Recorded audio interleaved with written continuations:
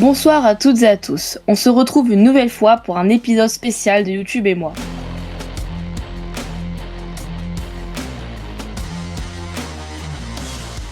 Au programme ce soir, la course, le dernier événement présenté par Sylvain Live. Sylvain Live, c'est qui? Il était principalement connu car il faisait partie du célèbre duo Villebrequin, qui avait une chaîne qui parlait de voitures et qui était là pour rendre accessible cet univers-là et pour aussi s'adresser aux plus passionnés. Sauf que cette chaîne n'existe plus depuis 3 ans et depuis Sylvain fait bande à part et propose toujours du contenu automobile mais en solo ou avec de nouveaux invités. Et maintenant Sylvain fait partie de mes créateurs préférés car il est très drôle, j'aime la façon dont il présente les vidéos, les façons dont elles sont accessibles, toutes les expériences qui sont proposées. Il fait partie de mes créateurs de contenu préférés. Et il a proposé un événement ce dimanche 31 mai sur Twitch qui s'appelle La Course, qui est l'anagramme de Histoire, mesdames et messieurs, bonsoir et bienvenue à l'Ami Challenge original Ultra Racing Sport Event. Pourquoi ce nom aussi long? C'était pour faire un jeu de mots rigolo avec chaque lettre de la course. Et pourquoi l'Ami Challenge? Car tout simplement, il nous propose 10 voitures sans permis Citroën Ami qui se retrouvent à faire 100 tours de circuit pour découvrir quel youtubeur sera le grand gagnant de cette course anecdotique. Ce que j'ai aimé, c'est déjà la simplicité de cet événement, car même si j'aime beaucoup les gros événements et par exemple celui-là s'inspire clairement du GP Explorer, ce que j'ai aimé c'est ce côté un peu mal préparé et de dernière minute, car l'événement a été annoncé quelques jours avant sur ses réseaux sociaux et sur YouTube, et il a fait ça dans une toute petite ville dans l'Allier, et ça c'est quelque chose que j'ai beaucoup apprécié car la plupart des événements de youtubeurs sont très souvent sur Paris, et je trouve ça assez dommage car il y a beaucoup de personnes qui vivent hors de Paris et qui n'ont pas les moyens de s'y déplacer, donc je trouve ça vraiment cool de faire aussi des événements ailleurs que dans Paris. Une semaine avant, il y a par exemple eu le Crunch Creator à Bordeaux, qui était un événement de créateurs de contenu autour du rugby. Il y a de plus en plus de ce genre d'événements et je pense que ça plaît de plus en plus. Mais c'est bien aussi de pas les faire tous à Paris et aussi de pouvoir se diversifier un peu partout en France. Et alors voilà, j'ai beaucoup aimé ce côté simplicité de dernière minute, où en plus il a vendu que 800 places. C'est un événement important pour lui et un événement qui reste quand même marquant dans l'histoire de YouTube et de Twitch. J'ai beaucoup aimé cette simplicité et ça restait très sympa. Il en a pas fait des caisses, il en a pas fait trop, et je trouve que c'est cool aussi d'avoir des événements qui semblent un peu plus authentiques et plus proches des gens, et même si vraiment tous les événements ont pour simple but de proposer du divertissement.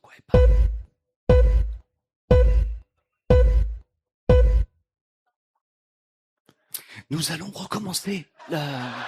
Évidemment. Non mais mais rigolez pas. Eh oh. Ce sont des choses qui arrivent quand même. Est-ce qu'on peut avoir du bruit pour les feux, s'il vous plaît? On a une petite panne de feu. Ce serait pas... Oh, c'est parti.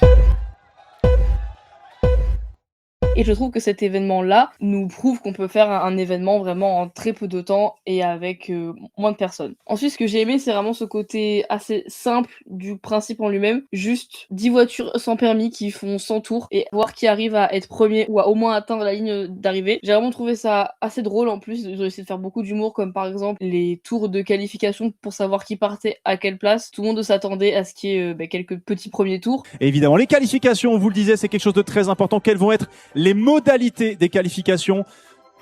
C'est vrai qu'on a beaucoup réfléchi avec l'organisation, quel était le meilleur moyen de pouvoir voir performer ces pilotes pour évidemment déterminer leur place sur la grille.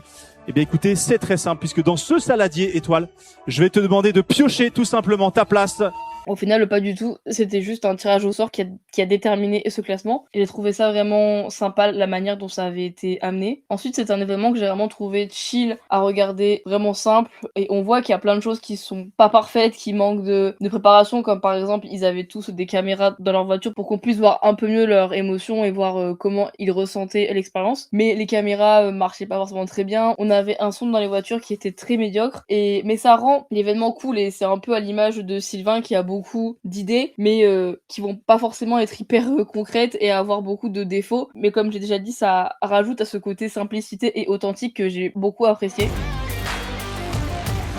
Ensuite, les seuls petits vrais bémols, c'est par exemple, ils avaient annoncé 10 créateurs de contenu qui feraient la compétition et au final, ils étaient que 9 et il me semble que le dernier participant, c'était Jesse. Je crois qu'ils l'ont plus ou moins évoqué, mais qu'ils ont pas vraiment expliqué, pourquoi finalement il était annoncé et finalement il était pas là et en plus, on voyait la 10e voiture qui était quand même là. Elle était pas sur la ligne du départ, mais elle était quand même là sur le côté, donc j'ai trouvé ça un peu dommage de pas forcément l'aborder. Après, peut-être que ça a été fait, mais comme le live a duré 2 heures, 2h30, j'ai forcément un peu décroché, donc peut-être que j'ai pas entendu cette partie-là. Mais voilà, j'ai trouvé ça un peu dommage de pas forcément trop le mettre en avant, alors que j'étais un peu déçue car c'était un de mes créateurs préférés. Et ce que j'ai aimé aussi, c'est le côté accessible où il y a eu beaucoup de créateurs et créatrices un peu de différents univers et certains même que je connaissais pas. Et au moins, par exemple, par rapport à un GP Explorer qui est quand même très sélectif par rapport aux voitures F4, où par exemple, il faut avoir le permis, qui est évidemment logique, mais du coup, ce qui peut restreindre l'accès à la compétition. Alors que là, au moins, dans les voitures sans permis, il y a plusieurs créateurs qui ont pu participer à l'événement sans pour autant avoir le permis, et j'ai trouvé ça vraiment cool en termes d'intégration. Et aussi, je voulais revenir avec vous sur le top 4 de cet événement. En première position, on avait Max Biaggi, qui j'avoue était mon petit chouchou dans cette course, car c'est un de mes youtubeurs préférés aussi. Il a été incroyable sur le GP3 et a fait que des podiums. Et c'était alors assez logique de le voir sur ce podium. Et en top 1, que demander de plus? Et en deuxième position, on a eu Étoile, qui est un streamer que j'aimais pas trop à la base, car au final, je connaissais pas vraiment ce qu'il faisait. Et là, je le vois de plus en plus dans d'autres contenus, ou un peu même sur sa propre chaîne. Je trouve ça vraiment très intéressant ce qu'il fait. Et en plus, il faisait partie des personnes qui n'avaient pas le permis. J'ai trouvé ça alors très intéressant de le voir quand même arriver top 2. Ensuite, en troisième, on avait Little Big Whale. Non, j'y crois pas. Non, je rigole, rends-le, rends-le. J'étais super loin derrière. Mais non, c'est bon. Toi, 5e tout du long, Little Big Whale. Absolument sublime, quelle performance. Je connaissais pas du tout cette streameuse et j'avoue ne pas m'être encore vraiment plus renseignée, mais je trouve ça trop sympa qu'elle avait vraiment en tout cas une bonne vibe, elle était vraiment heureuse de faire l'événement et je trouve ça vraiment cool. Et enfin en top 4 on avait Bagheera Jones qui pareil a déjà pu concourir dans le GP Explorer ou alors on la voit de plus en plus dans des projets de gros youtubeurs. Et ce que je tiens à souligner et que j'ai trouvé vraiment sympa, c'est que sur les 9 youtubeurs il y avait seulement 2 femmes et les 2 femmes sont sur le podium et c'est vraiment une prestation que je salue car malheureusement dans le monde de YouTube, les femmes sont encore trop sous-représentées et ça fait quand même plaisir d'en voir dans ce genre d'événement et en plus de les voir terminer à une très bonne place, c'est vraiment très encourageant et je leur dis un grand bravo. Et enfin, ce que j'ai aimé dans cet événement, et même si je pourrais élargir un peu tous les derniers événements qu'on a eu, c'est qu'il y a beaucoup d'événements sportifs, car je pense que c'est ce qui rassemble le plus et ce qui peut permettre aux gens de plus s'unir un peu plus facilement que d'autres choses qui pourraient être faites. Car si on prend les derniers événements les plus récents du mois de mai, on a eu la Fuchsia Cup de Le Bouzeux, le Crunch Creator par je ne sais plus quel créateur, le Eleven All Stars de Amine, qui est du football, et enfin, donc là, l'événement, la course de Sylvain. Et ce que j'aime beaucoup, c'est ce côté rendre des sports accessible. Évidemment, la course de Citroën Ami, ça n'existe pas, mais de sensibiliser les personnes de plus en plus à du sport auto. Ou sinon, on peut faire un petit rappel des stratégies, parce que peut-être que les gens se disent que finalement, c'est juste 100 tours. Énormément de stratégies. Oh que non. Beaucoup de stratégies. Vous l'avez très bien dit tout à l'heure, il faut gérer la batterie. En plus, là, l'ordre de départ a été décidé en fonction de la nullité des voitures. Exactement. Donc Sylvain, l'air de rien, Sylvain a la plus pourrie. Tout à fait. Voilà, là il essaye vraiment de visualiser le circuit.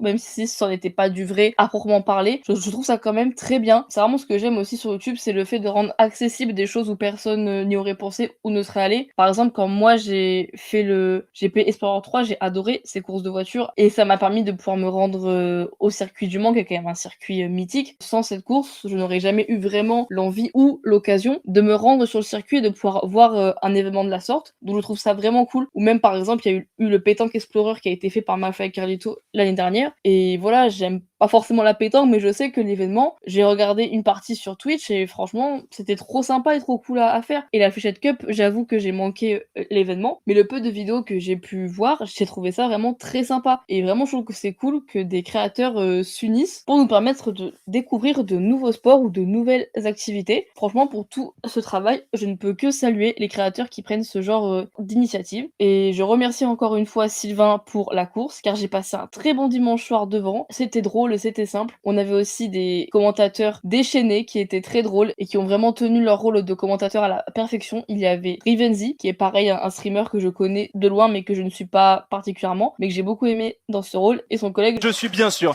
accompagné du seul, de l'unique, Yann. Bonsoir Yann, comment allez-vous? Bonsoir Rivenzi. Il apportait aussi sa vibe à lui et son petit quelque chose, et j'ai vraiment trouvé ça très cool. Donc pour moi, c'est un événement qui est très réussi. Il y a déjà des rumeurs comme quoi il y aurait un La Course 2. J'espère qu'il sera dans une autre ville où j'aurai plus la possibilité de pouvoir m'y déplacer. Et j'ai très hâte de suivre tout ça et de pouvoir après vous faire mon petit débrief. J'ai frôlé l'anévrisme tout le temps. Je suis passé par plein d'étapes, la confiance, l'amitié, la trahison, parfois même la déception envers les autres. Je suis passé par le dépassement par la gauche qui était interdit.